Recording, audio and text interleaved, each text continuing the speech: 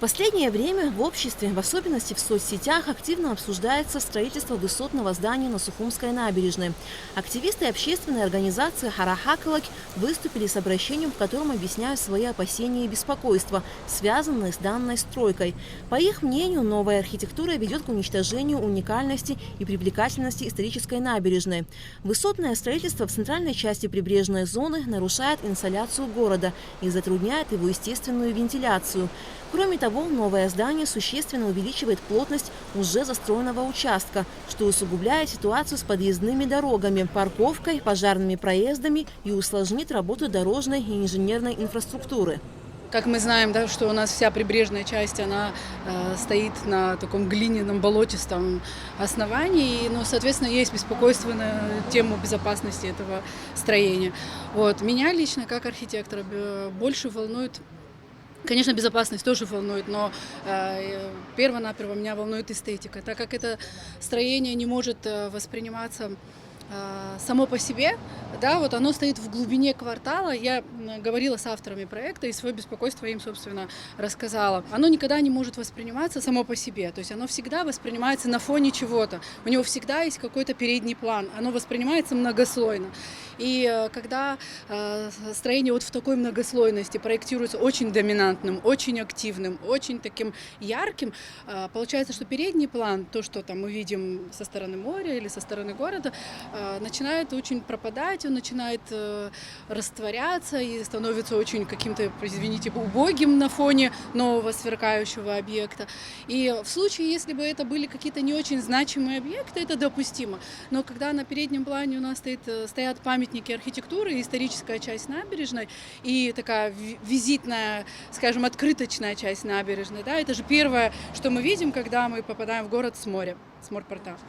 Вот. И получается, вот мы попадаем и видим такую вот мешанину из объема, то есть первым планом очень уже неважную получается историю с памятниками архитектуры, на втором плане получается огромная масса больших зданий. Ну и, собственно, вот этот визуальный шум, визуальный спор возникает, который меня лично беспокоит. И вот, я говорила с авторами проекта, я, не знаю, насколько будет возможно откорректировать фасад, возможно, его как-то успокоить, как-то его спрятать на фоне, для того, чтобы уступить место памятнику архитектуры, чтобы как бы подчеркнуть значимость переднего плана. Вопрос не в стиле совершенно, нет, вопрос только в динамике. Стиль может быть любой, но и должен быть современным, в этом смысле я согласна с выбором авторов. Новое строение должно быть новым. Мы не должны имитировать в этом смысле, но оно могло быть менее динамичным, менее сбитым вот по фасаду. Если мы посмотрим, там есть такая прям динамика окон, она очень акцентна. То есть это было выбрано намеренно, но я с этим решением не согласна. Как сообщила главный архитектор столицы Светлана Шаменкова, объект возводится в течение года на основании всех необходимых разрешительных документов, выданных столичной администрации. Земельный участок был предоставлен индивидуальному предпринимателю «Рацва» под строительство гостиницы еще в 2015 году. Предприниматель залил фундамент и в 2021 году продал недостроенный объект компании «Абхазэнергострой». Такие крупные объекты не выдается разрешение без предоставления проекта конструктива. То есть конструкции разрабатываются точно так же лицензированной организацией либо инженером. Конструктор не берет в разработку проект, если там не сделано заключение по геологии. То есть инженер, ни один работающий инженер не станет связываться с проектным решением, если не будет знать состав грунта, на котором это строится. Да? То есть плитный фундамент, который там, что у них там происходило, проходили исследования, инженер дает, что нужно там сделать, здесь сделать какие-то там шурфы, что туда нужно поставить, какой фундамент заложить для того, чтобы возвести такой объект.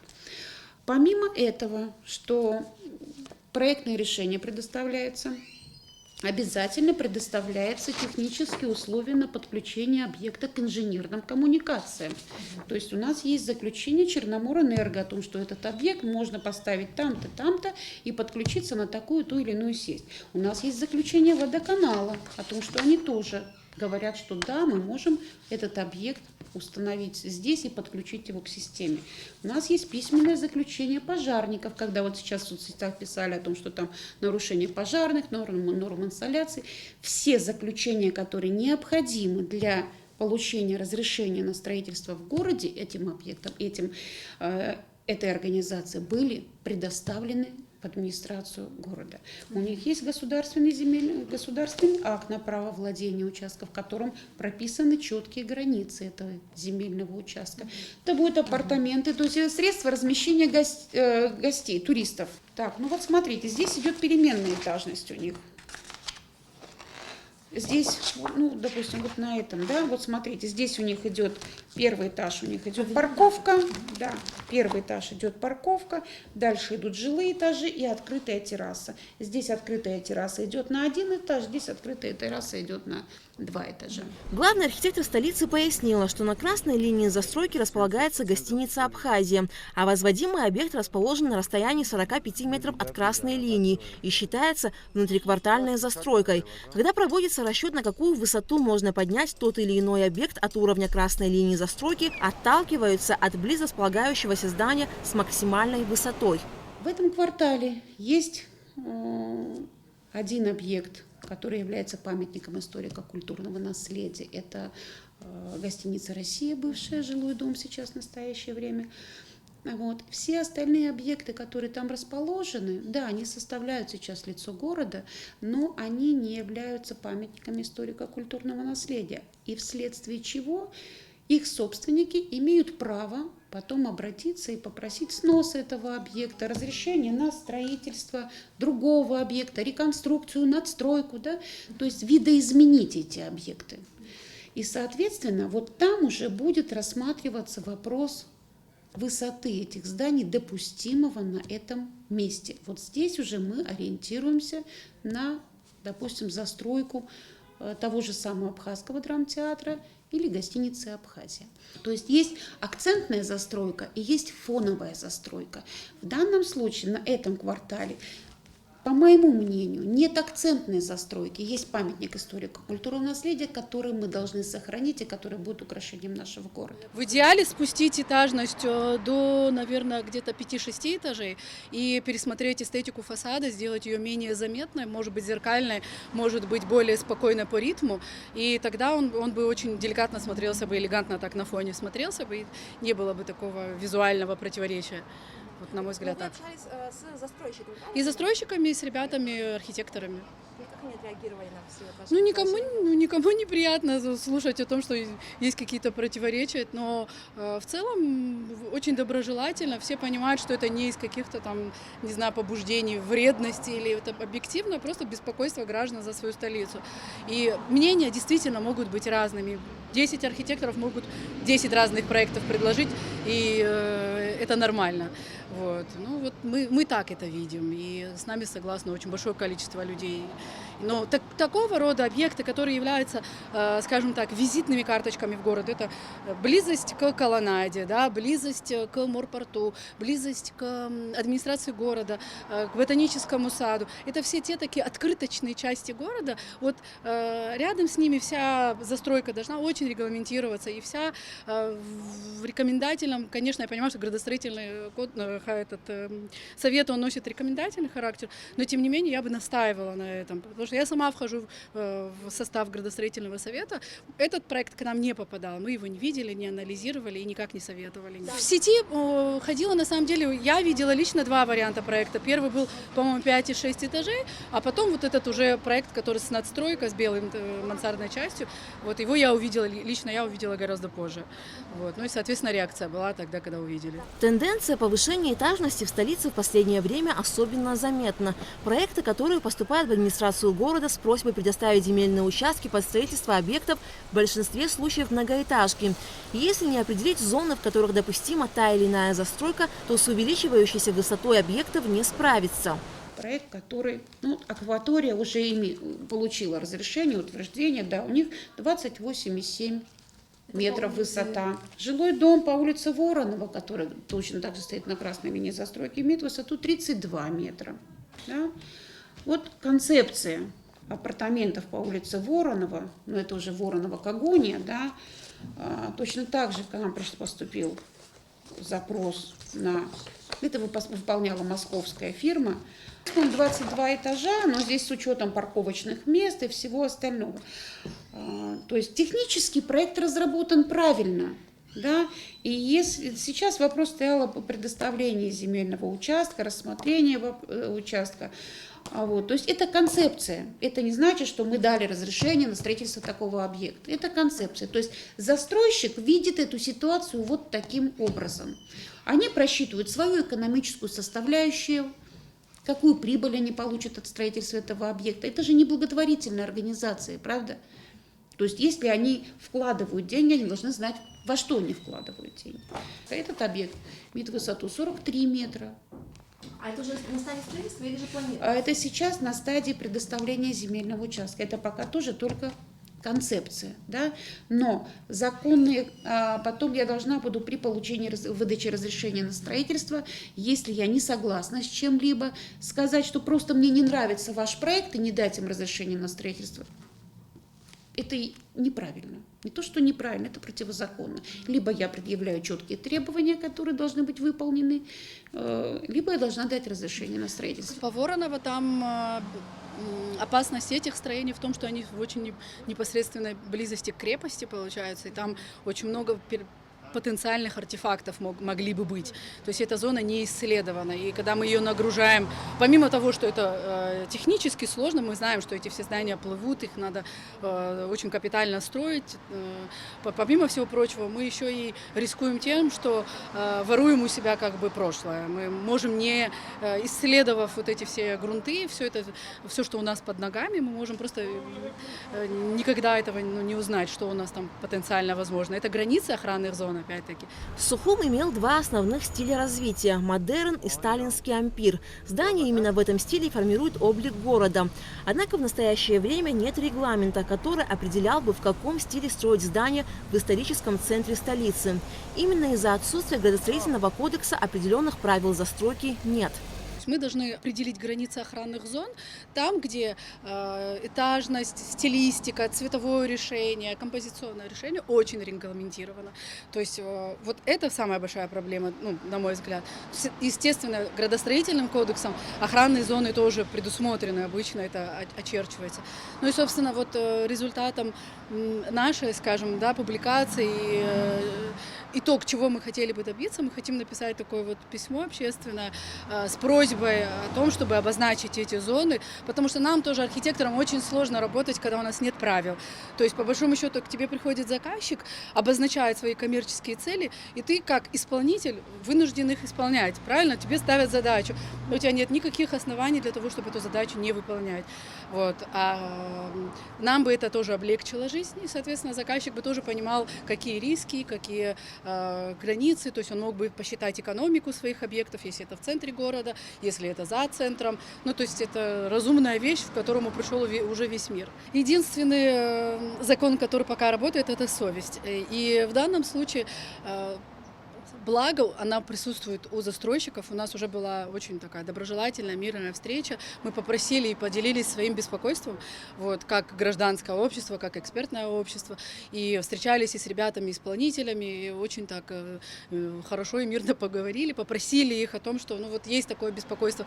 Мы готовы как-то, посодействовать, собрать мнение, что-нибудь, лишь бы как-то не испортить вид вот этой нашей любимой набережной. Если, допустим, тот же самый Абхазэнергострой при получении архитектурно-планировочного задания, где мы определили ему высоту, не выше которой он может строить, он бы мог подать в суд и выиграть этот суд и сказать: вы просто предвзято относитесь ко мне, я хочу здесь здание строить выше. Где у вас законные требования, ограничивающие мою этажность? Вот здесь мы можем говорить о нагрузке на территорию, например, о наличии парковочных мест. То есть он обязан будет в своем объекте предусмотреть те же самые парковочные места, нагрузку на инженерные коммуникации. То есть это все нужно будет предусмотреть. И если все эти требования будут соблюдены, то законных оснований отказать в строительстве в здании более высокой этажности я не имею права. Это будет мое только личное мнение. Отдел архитектуры администрации столицы занимается разработкой объема планировочного регламента застройки Сухума, в котором будут прописаны все зоны. Зона историческая включает в себя несколько кварталов, где будет малоэтажная застройка, среднеэтажная застройка. и в котором мы будем рекомендовать, что вот здесь здание должно быть вот такой высоты, здание вот здесь должно быть вот такой высоты, в котором в этом же регламенте мы можем прописывать, например, видите, да, какая форма кровли может быть, что ваша крыша не должна превышать вот такую высоту, которая определена для застройки этой территории. Или, допустим, вы не можете использовать материалы, которые будут запрещены для использования в этой зоне. Но опять-таки, вот, допустим, да, типы запрещенных материалов мы здесь показываем, и мы показываем, допустим, типы разрешенных материалов, которые вы можете использовать. Но опять-таки это вопрос чисто эстетики, Да. а вопрос экономики, его тоже нужно просчитывать. Если мы определим, что вот в этом квартале вы можете строить здание, как я говорю, только из мрамора и только вот в стиле, допустим, барокко, да, кто из инвесторов придет к вам сюда строить? Никто не придет, потому что это будет нерентабельно и нецелесообразно. Это очень серьезный документ, это очень большой документ. И его не то что утверждать, его нужно просчитывать еще. Это только наше мнение, как мы могли бы это регулировать. У нас есть какие-то такие вот попытки создания, там, зонирования города, но опять-таки мы не можем этот вопрос утверждать до того момента, пока не будет издан тот же самый градостроительный кодекс, да, который будет говорить о том, что вот у нас есть там, вот я напишу, что мне нужна там зона исторической застройки, у меня есть вот такая, вот такая, вот такая. Они возьмут и скажут, нет, вот такой зоны у нас в исторической застройке не будет, будет только вот такая, а документ уже будет утвержден. То есть это подзаконный акт. Сначала мы не можем утверждать документ, который может противоречить республиканским документам. Да? То есть у нас вот есть земельный кодекс, и мы должны теперь работать в соответствии с этим земельным кодексом. Есть там какие-то недочеты, там вносятся поправки в этот земельный кодекс, да? Но пока он действует, мы обязаны работать непосредственно с этим документом. Еще в 2018 году группа депутатов парламента начала работать над проектом градостроительного кодекса. По словам Светланы Шаменковой, тогда совместно с активными практикующими архитекторами были составлены предложения и сделаны корректировки к документу. Сейчас градостроительный кодекс находится на рассмотрении депутатов парламента нового созыва. Мы с ним не знакомы, нам его не предоставляли. Вот недавно, буквально там на днях нам прислали черновую какую-то версию, но это так, не в качестве способа подействовать, ну как-то, да, повлиять на этот кодекс, просто ознакомительно. Но пока нас и в градостроительный совет не вызывали по этому поводу. На самом деле, вот, по-моему, в 2018 или в 2017 году мы архитекторами тоже участвовали в создании такого кодекса. Я не знаю, насколько тот кодекс, над которым мы работали, и этот кодекс, который сейчас представляется, насколько они вообще идентичны. То есть пока у меня нет информации. Все наши законы, они существуют для того, чтобы было легко и удобно жить и профессиональному сообществу, экспертному, да, и экономистам, и бизнесменам. Они понимали, по каким правилам действует город. Соответственно, нам очень легко будет действовать, когда мы будем точно знать границы красных зон, границы этажности, функциональное зонирование города. Мы точно будем понимать, что город в таком варианте будет хорошо функционировать. Это наука, которой надо заниматься. Это для того, чтобы вот не было вот этого столкновения из людей, машин, мешанины. Это все очень для того, чтобы город был удобным. Конечная цель – это для того, чтобы город был удобным, в нем было удобно и хорошо зарабатывать деньги и возможно жить. То есть это не просто такая машина для жилья и для зарабатывания денег, оно должно быть удобным. Да. Я лично веду беседы, бесконечные беседы веду со своими заказчиками, по возможности стараюсь их как-то уговорить, убедить в каких-то вещах, в которые я сама верю, скажем так. Вот. Но не всегда это возможно. На самом деле не всегда это просто оправданная экономика для того, чтобы сделать по-настоящему крутой, дорогой проект с хорошими материалами, с хорошей инженерной основой. Человек должен на этом заработать, он не будет делать проект себе в убыток, правильно? Это должно быть рентабельно. Вот, соответственно, должны быть площади. Вот. В отсутствии градостроительного кодекса при разрешении строительства объектов пользуются градостроительными СНИПами. СНИПы, на которые мы опираемся, они были разработаны еще в советский период времени.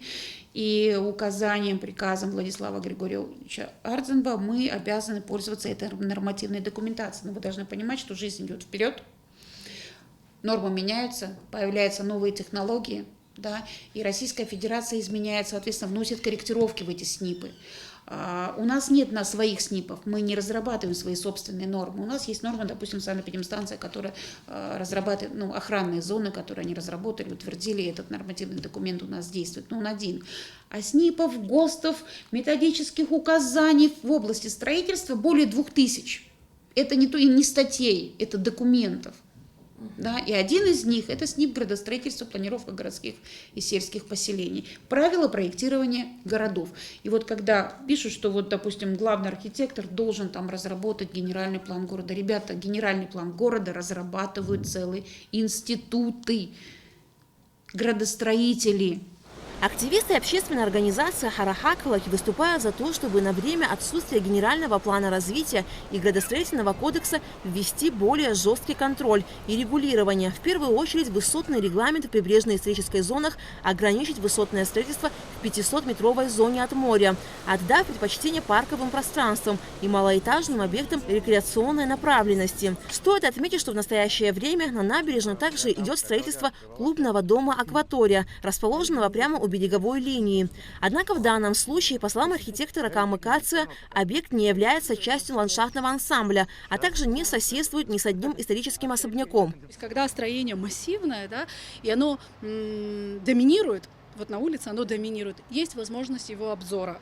Вот оно не стоит на какой-то такой перспективе, где перед ним есть еще здание, еще перед ним есть здание, еще перед ним есть здание. Оно спокойно вписывается в городскую линию, там нет значимых строений ни справа, ни слева, ни сзади. Вот, есть только на противоположной стороне там какие-то старые домики. В общем, понятно, что оно по логике своей посажено верно. И по функционалу оно посажено верно, там и парковка предусмотрена, и коммерческая часть, которая примыкает к тротуару, выбрана верно, стратегически верно.